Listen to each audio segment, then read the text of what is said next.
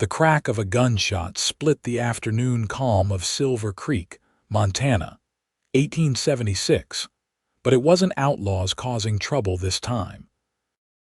It was Olivia Owens, standing in her father's yard with a smoking Colt revolver, having just shot the hat clean off the head of a wooden training dummy, a feat that had the small gathering of onlookers gasping and whispering behind their hands. Her auburn hair caught the sunlight as she blew across the barrel, green eyes dancing with satisfaction at her marksmanship. "Miss Owens." Mrs. Prescott clutched her pearls, her voice pitched high enough to spook horses 3 counties over. "That is no way for a respectable young lady to behave." Olivia holstered the revolver with practiced ease, the leather gun belt sitting low on her hips over her practical riding skirt. At 22, she'd long stopped caring what the town thought of her unladylike pursuits. Ever since her father died last winter, leaving her the struggling 00 ranch, she'd had more important concerns than propriety. "Then it's fortunate I never claimed to be respectable," Olivia replied with a sweet smile that didn't quite reach her eyes. "Someone has to protect what's mine." The small crowd of townsfolk who'd gathered to watch the spectacle of Jedediah Owens' wild daughter began to disperse, their disapproving murmurs carried on the spring breeze. Only Mrs. Prescott lingered, her thin lips pressed into a line so tight it might never uncrease. "Your poor father would be turning in his grave, a woman running a ranch alone, carrying firearms, wearing those pants beneath your skirt. You'll never find a husband this way." Olivia's smile tightened. "I'm not looking for one." "They say you're too wild," Mrs. Prescott said, the words wielded like a whip. "No decent man will take on such a burden." A deep voice cut through their conversation. "I've always found that wild horses make the finest mounts once they're properly gentled." Both women turned to find a tall figure leaning against the fence post. His Stetson cast a shadow over piercing blue eyes, but couldn't hide the amused quirk of his lips. Dust clung to his denim pants and leather chaps, telling the story of a long ride. The stranger's broad shoulders filled out his worn cotton shirt, and a gun belt hung low on his hips, the mark of someone who knew how to use it but wasn't eager to. "Wyatt Ryder," he introduced himself with a tip of his hat. "Madam," he nodded to Mrs. Prescott before his gaze settled on Olivia. "Miss Owens, I presume?" Mrs. Prescott looked between them, sniffed disapprovingly, then gathered her skirts. "I'll leave you to it then. Though I must say, Mr. Ryder, you're wasting your time with this one. She's beyond taming." As the older woman bustled away, Olivia crossed her arms. "What brings you to the 00, Mr. Ryder? If you're looking for work, I'm afraid we're not hiring." "Actually," he said, stepping through the gate with an easy confidence, "I heard you're looking to sell some horses. I represent the Collins Creek Mining Company. They need sturdy stock for their operations."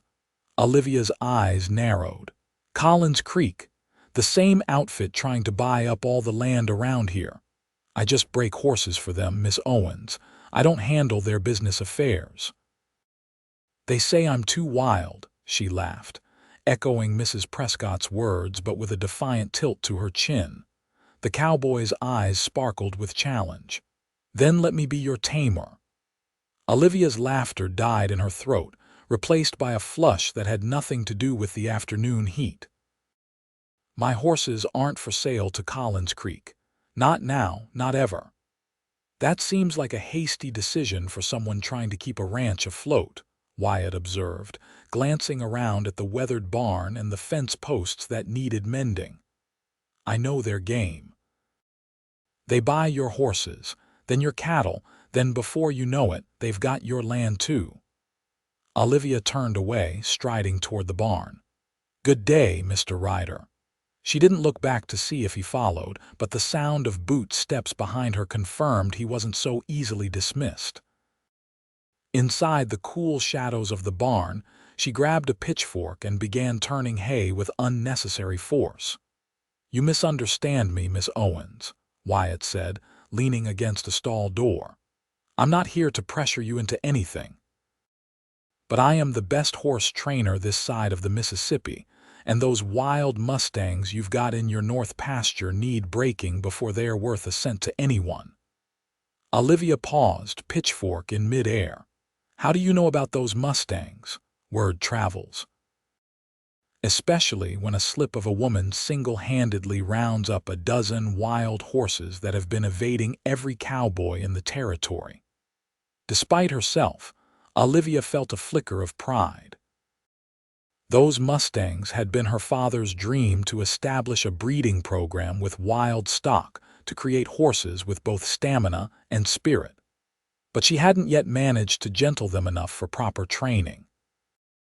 "I don't need help," she insisted, even as she remembered her failed attempts to approach the lead stallion. "Of course not," Wyatt agreed, his tone making it clear he thought otherwise. "But maybe those horses do." Olivia stabbed the pitchfork into the hay. "I can't afford to hire you. I'm proposing a partnership. I break the horses, we sell them together not to Collins Creek if you don't want, and split the profits." He stepped closer, and Olivia caught the scent of leather and open plains. "What do you have to lose? My time, my independence, my—" She gestured vaguely, unable to articulate the fear that inviting this man into her life would somehow change everything. "Your wildness," Wyatt suggested with a half-smile. Their eyes met, and something electric passed between them. Olivia looked away first. 3 days, she conceded. "Show me what you can do with that black stallion in 3 days. If I'm not impressed, you ride out and never come back. Deal?" Wyatt extended his hand. After a moment's hesitation, Olivia took it. His palm was rough with calluses, his grip firm but not crushing. A working man's hand. A hand that knew how to be gentle when needed. "You can stay in the bunkhouse," she said, withdrawing her hand when the contact lingered too long. "It's empty now, but there's a good stove and clean bedding." "Much obliged." Wyatt tipped his hat again. "I'll fetch my gear and settle in. We'll start at first light." As he walked away, Olivia couldn't help but watch the confident set of his shoulders, the easy way he moved. For the first time since her father died, leaving her alone with a mountain of debt and a ranch falling into disrepair, she felt a spark of hope and something else she couldn't quite name. Dawn arrived with the promise of heat, the June sun already warming the eastern horizon as Olivia made her way to the corral. She'd barely slept, her mind racing with doubts about allowing a stranger onto her land. The 00 was all she had left of her father, and trusting someone, especially a man connected to Collins Creek, felt dangerous. She found Wyatt already at work, setting up a round pen using portable fencing she hadn't even known they owned. "Morning," he called, driving a post into the ground with practiced efficiency. "Found these in your back shed. Hope you don't mind." "I didn't know we had those," Olivia admitted, passing him a cup of coffee she'd brought from the house. "Your father had good equipment." Wyatt accepted the cup with a nod of thanks. He just didn't have time to use it all. The observation stung with its accuracy. Her father had been full of dreams but short on execution, leaving Olivia to sort through his unfinished plans. "How do you know so much about my father?" she asked, suspicion edging her voice. Wyatt took a long sip before answering. "I passed through here about 5 years back, did some breaking for him. He talked about you a lot, his daughter back east getting educated." "Philadelphia," Olivia said softly. "I was at a ladies' finishing school." She laughed at the irony. "Fat lot of good that did me." "I don't know about that," Wyatt observed. "You speak well, carry yourself with confidence. Those things matter out here more than people admit." Before Olivia could respond, he handed back the empty cup and pointed toward the north pasture. "Shall we bring in that stallion?" The morning unfolded in a dance of patience and strategy. Wyatt showed Olivia how to separate the black stallion from the herd, using calm movements and strategic positioning rather than the aggressive chase she'd been attempting. By midday, they had the magnificent creature in the round pen, his coat gleaming like polished onyx in the sunlight. "He's testing us," Wyatt explained as the horse paced the perimeter, nostrils flared and eyes rolling. "Looking for weakness." "Like most men," Olivia muttered. Wyatt shot her a curious glance but didn't comment. Instead, he demonstrated how to establish presence in the pen without threatening the horse, moving with deliberate steps that commanded respect without provoking fear. "The mistake most people make," he said, keeping his voice low and even as the stallion watched him, "is thinking that breaking means destroying. True horse training is about communication, finding a language you both understand." Olivia observed from outside the pen, mesmerized by the way Wyatt moved. There was power in his tall frame, but it was contained, controlled. When the stallion finally stopped running and turned an ear toward him, she found herself holding her breath. "There we go," Wyatt murmured. "That's the beginning of a conversation." For 3 hours he worked with the horse, never rushing, never forcing. By late afternoon, the stallion was following him around the pen without a lead rope, responding to subtle body cues. "You're a wizard," Olivia breathed when Wyatt finally stepped out of the pen, leaving the horse calm and attentive. "No magic," he replied, wiping sweat from his brow. "Just respect. Same thing that works with people." Their eyes met, and Olivia felt that strange spark again, recognition of something kindred, despite their apparent differences. "We'll let him rest now," Wyatt said. "Tomorrow we'll see if he'll accept a saddle." As they walked back to the ranch house, the setting sun painting the hills in gold and amber, Olivia found herself wondering about the man beside her. "Where did you learn to work with horses like that?" "My father was a cavalry horse trainer," Wyatt replied. "Spent my boyhood watching him work with the most spirited mounts in the army. When he died in '65, I took over his methods but developed my own." "I'm sorry about your father," Olivia said softly. "It was a long time ago."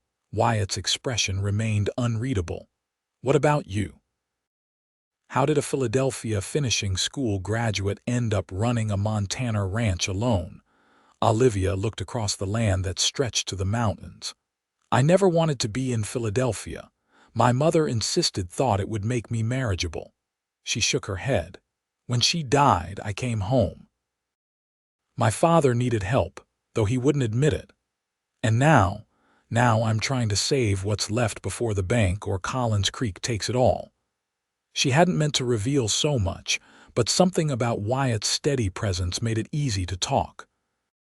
At the mention of Collins Creek, Wyatt's jaw tightened almost imperceptibly. "You really think I'm working for them to undermine you, aren't you?" Olivia challenged. "I work for whoever pays for my services," he said evenly, "but I don't trick people or steal their land." They'd reached the house, and Olivia paused on the porch steps. "Prove it. Tell me what you know about Collins Creek's plans for this valley." Wyatt studied her for a long moment. "They're damming the creek to divert water for their mining operations. Any ranch that doesn't sell will find itself high and dry by next spring." Olivia felt the blood drain from her face. "They can't do that. The water rights are complicated and expensive to defend in court," Wyatt finished. "They're counting on small ranchers not having the resources to fight them." "Why are you telling me this if you work for them?" "I said I break horses for them. I didn't say I like their methods."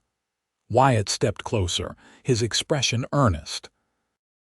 "Miss Owens, Olivia, I came here for honest work, not to swindle you. If you want me to leave, just say the word."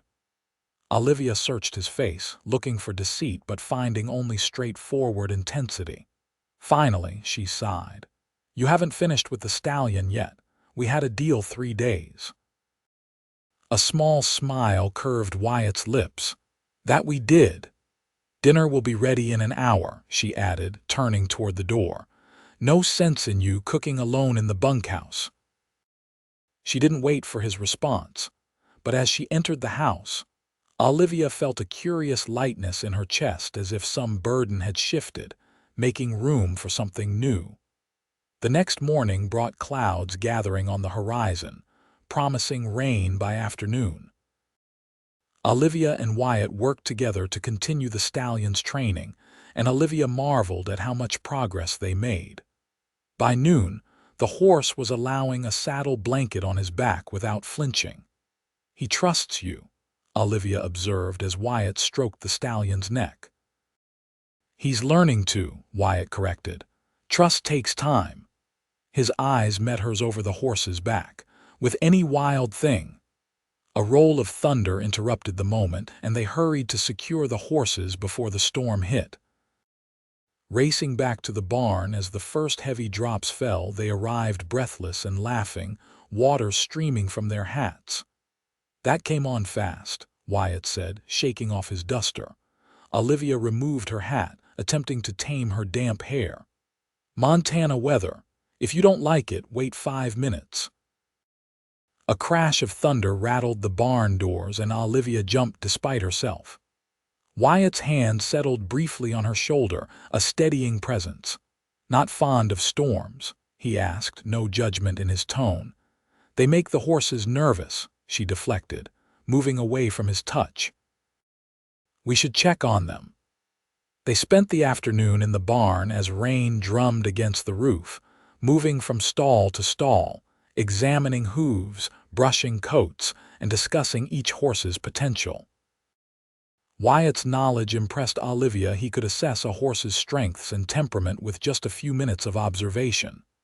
This one, he said, indicating a sturdy bay mare, would make an excellent cutting horse. Quick turns, smart about cattle. My father always said she was too stubborn, Olivia remembered. Stubborn horses just need the right approach. Wyatt's gaze lingered on her face. Like stubborn people. Olivia felt her cheeks warm. Are you calling me stubborn, Mr. Ryder? Determined, he corrected with a smile. There's a difference. As the afternoon wore on, their conversation flowed more easily. Wyatt told stories of his travels across the Western Territories, breaking horses from Texas to Montana. Olivia shared memories of growing up on the ranch, learning to ride before she could walk, and her frustration with the constraints of Philadelphia society. They wanted to turn me into something I'm not, she said, sitting on a hay bale as they shared a simple meal of bread and cheese. Every day was a lesson in proper behavior, proper speech, proper everything. And yet here you are, as wild as ever, Wyatt observed. They say I'm too wild, she laughed, echoing Mrs. Prescott's criticism, but this time with pride rather than defensiveness. Wyatt's eyes darkened slightly as he looked at her. Then let me be your tamer, he said softly, repeating his words from their first meeting. The air between them seemed to thicken. Olivia's breath caught as Wyatt leaned forward, his intention clear. For a moment she thought about closing the distance, letting herself feel his lips against hers. Instead, she stood abruptly. The rain's stopping, she announced, moving toward the barn door. We should see if there's any damage to the fences. If Wyatt was disappointed by her retreat, he didn't show it. He simply followed her outside, where the world was washed clean, puddles reflecting the emerging sun. They spent the remaining daylight hours repairing a section of fence that had been damaged by a fallen branch. Working side by side, they fell into a rhythm that felt surprisingly natural. Olivia found herself watching Wyatt's hands as he worked strong, capable hands that could be both powerful and gentle. She wondered how those hands would feel on her skin, then pushed the thought away. As twilight settled over the land, they walked back to the ranch house in companionable silence. At the porch steps, Wyatt paused. "Tomorrow's my last day," he reminded her. "If you still want me gone after that, I'll respect your wishes." Olivia hesitated. The idea of Wyatt leaving shouldn't bother her. She'd managed alone before him and would continue after.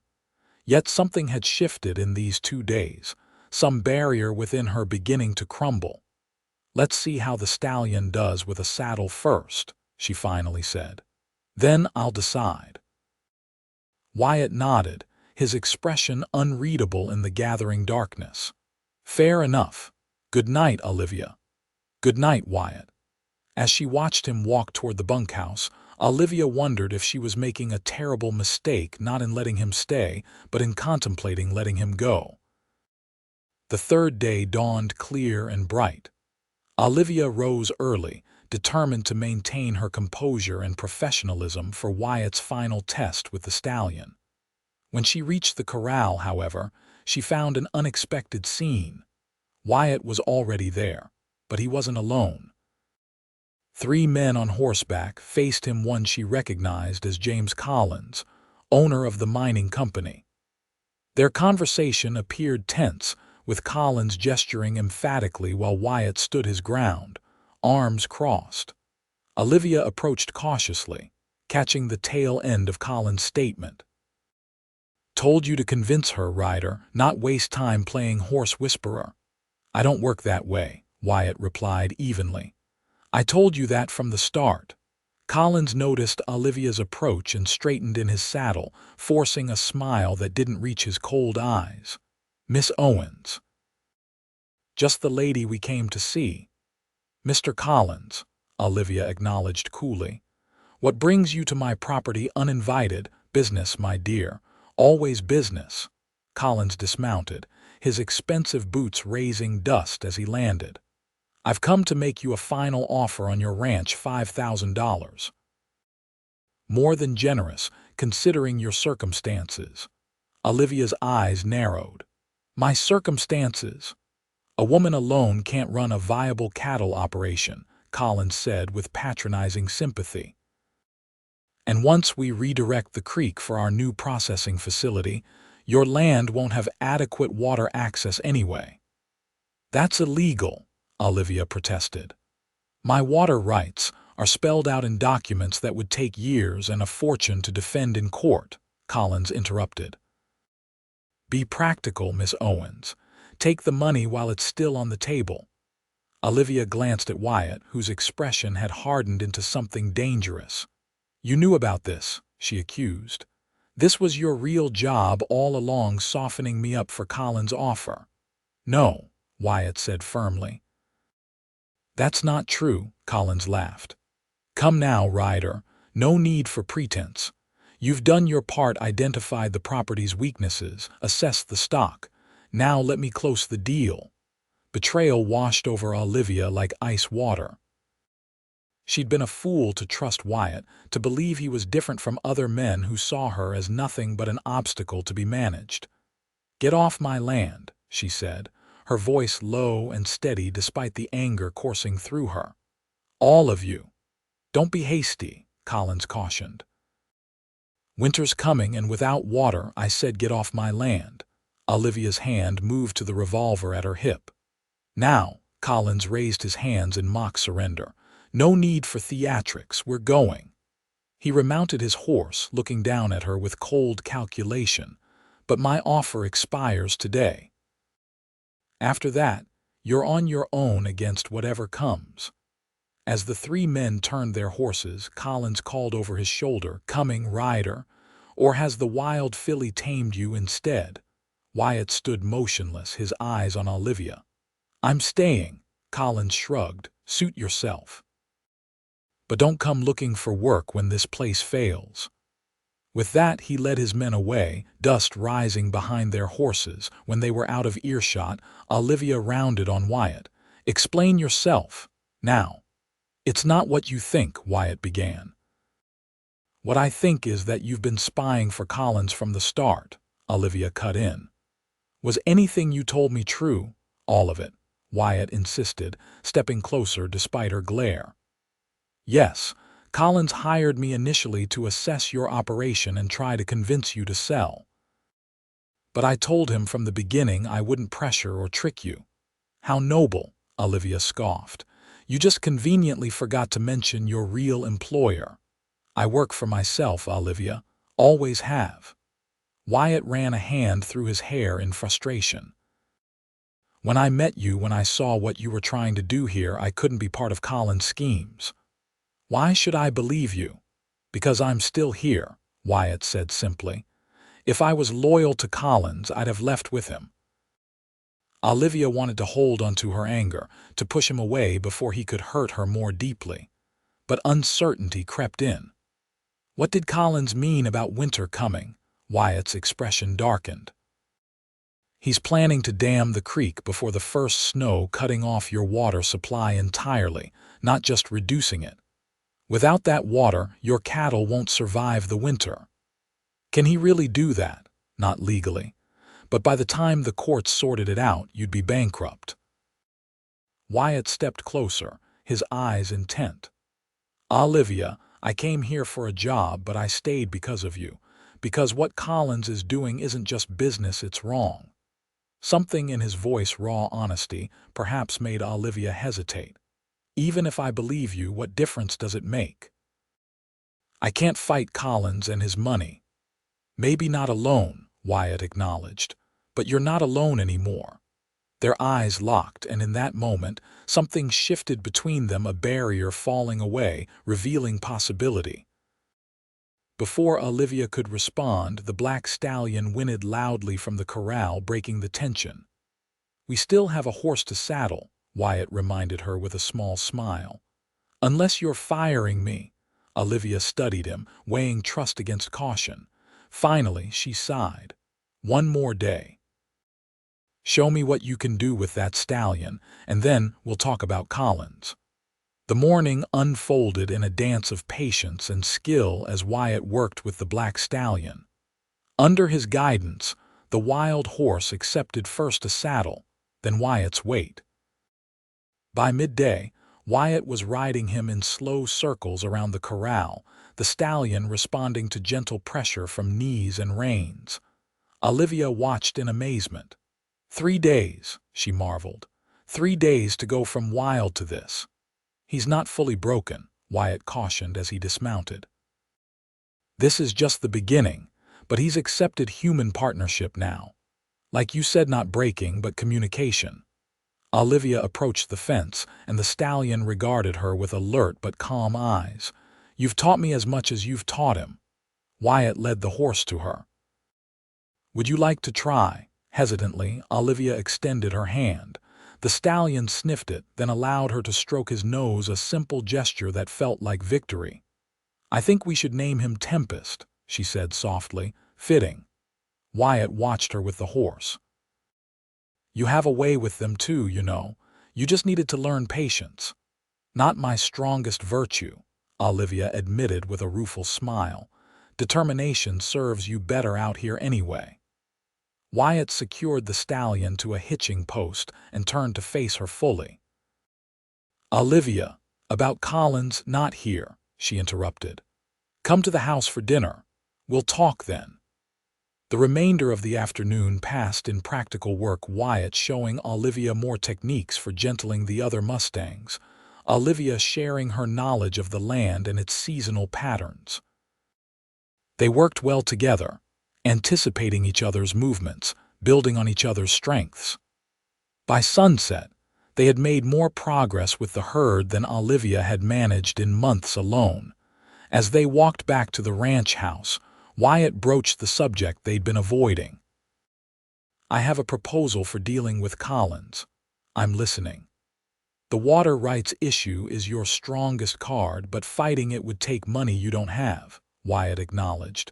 But what if you had partners, other ranchers facing the same threat? No one will stand against Collins, Olivia said. They're all too scared or too bought off. Not all of them. Wyatt stopped walking, turning to face her. I've been asking around. The Harrigan place to the north and the Whitcomb ranch east of here are both holding out. Together, You might have enough resources to challenge Collins in court. Olivia considered this. Old man Harrigan barely speaks to me since my father died, and Whitcomb blames me for his prize bull breaking through our shared fence last spring. But they hate Collins more, Wyatt pointed out. Sometimes the enemy of your enemy becomes your friend. Inside the house, as they shared a simple meal of venison stew, Wyatt outlined his plan. Not just legal action, but strategic cooperation, sharing resources, combining herds for drives to market, coordinating water use to maximize efficiency. It could work, Olivia admitted, warming to the idea. But why would you get involved? What's in it for you? Wyatt set down his spoon, his gaze direct. Maybe I want a place to belong. Maybe I'm tired of drifting from job to job. He paused, then added more quietly, or maybe I've found something worth staying for. The implication hung in the air between them. Olivia's heart raced as Wyatt reached across the table, his fingers brushing hers. You asked why you should trust me, he said. Trust this: I've never met anyone like you, Olivia Owens. Wild or tame, stubborn or yielding, you're the most real person I've encountered in my travels. And I'd rather fight alongside you than take the easy road with Collins. Olivia studied his face, searching for deception but finding only sincerity. Slowly, she turned her hand, allowing their palms to meet. They say I'm too wild, she whispered, echoing the words that had first passed between them. Wyatt's fingers curled around hers. Then let me be your tamer, he replied, his voice husky. Not to break your spirit, but to walk beside it. This time, when he leaned forward, Olivia didn't pull away. Their lips met in a kiss that began gently but quickly deepened with months of loneliness and days of growing attraction. His hand came up to cup her cheek, and she leaned into his touch, allowing herself to need someone for the first time since her father died. When they finally parted, breathless, Wyatt rested his forehead against hers. Stay wild, Olivia, he murmured. Just let me be wild with you. The following weeks transformed the 00 Ranch. With Wyatt's help, Olivia arranged a meeting with Harrigan and Whitcomb, forming an alliance against Collins Creek mining. They pooled resources for legal representation, discovering that the mining company's water diversion plans violated not just their rights but territorial law. While the legal battle proceeded, Wyatt continued breaking the Mustangs, teaching Olivia his methods until they worked as a seamless team. By midsummer, they had 5 horses ready for market, not to Collins, but to the Territorial Army, which paid top dollar for well-trained mounts. The money allowed Olivia to hire 2 ranch hands, easing the daily burden of cattle management. With Wyatt overseeing the horse program and Olivia managing the cattle operation, the 00 began to thrive again. Their personal relationship deepened alongside their professional one. Wyatt moved from the bunkhouse to the main house, sharing Olivia's life and her bed. Together they faced down the disapproval of Silver Creek's more conservative elements, including the ever-judgmental Mrs. Prescott. Living in sin, the older woman had sniffed when she encountered them in town together. Disgraceful. Actually, madam, Wyatt had replied with perfect politeness, we were just on our way to speak with Reverend Taylor about setting a date.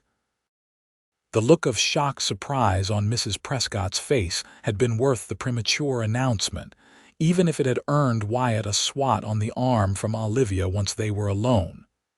Is that a proposal, Wyatt Ryder? She demanded. Only if you want it to be, he'd answered, suddenly serious. I don't need papers to tell me who I belong with, Olivia. But I'll marry you tomorrow or 10 years from now, whenever you're ready. She'd kissed him then, right in the middle of Silver Creek's Main Street, scandalizing the afternoon shoppers and delighting the saloon patrons who witnessed it. Next month, she'd decided, after we finish the summer roundup, By early fall, their victory against Collins was complete.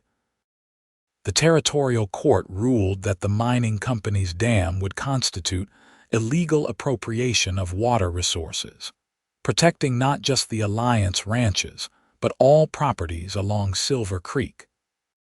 When Collins attempted to appeal, evidence of bribery and intimidation emerged, further strengthening the rancher's position.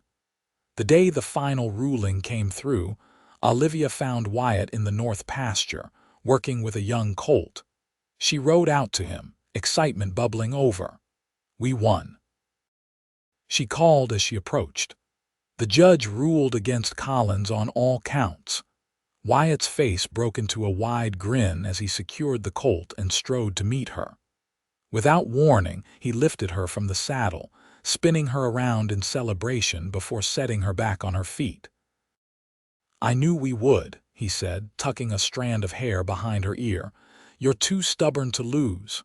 "We're too stubborn," she corrected, wrapping her arms around his neck. "It was your plan that brought the ranchers together." "Our plan," he insisted. "Our victory." As the autumn sun bathed the land in golden light, Olivia looked around at the ranch she'd fought so hard to save. The cattle grazed peacefully in the distance. The horses moved in graceful herds across the pastures, and beside her stood the man who had helped make it all possible, not by taming her wildness, but by channeling it toward something greater than herself. "What now?" she asked, leaning into his embrace. "Now," Wyatt said, kissing her forehead, "we build something that lasts, together." 2 weeks later, they were married in a simple ceremony at the ranch, surrounded by their unlikely alliance of neighboring ranchers, the hired hands, and even a few townsfolk who had finally accepted that Olivia Owens' wildness wasn't a flaw but a strength. As they exchanged vows beneath an arch of autumn flowers, with Tempest and the other Mustangs watching from a nearby corral, Olivia thought about the journey that had brought them to this moment. From suspicion to trust, from isolation to partnership, from defensive wildness to shared strength. After the celebration, as twilight settled over the land they now shared, Wyatt led her to the porch of their home. In the distance, a wolf howled wild and free, yet part of something larger than itself. "No regrets?" Wyatt asked, his arm around her waist. Olivia smiled up at him, seeing in his eyes the same untamed spirit that had first drawn them together. "None," she assured him. "They said I was too wild, but they were wrong." "How so?" Wyatt asked, brushing his lips against her temple. "I wasn't too wild," she murmured, turning in his arms to face him fully. "I just needed someone wild enough to run beside me." As their lips met in the gathering darkness, Olivia knew they had found in each other not a tamer and the tamed, but two kindred spirits who had discovered that the truest freedom came not from solitary wildness, but from the courage to be wild together.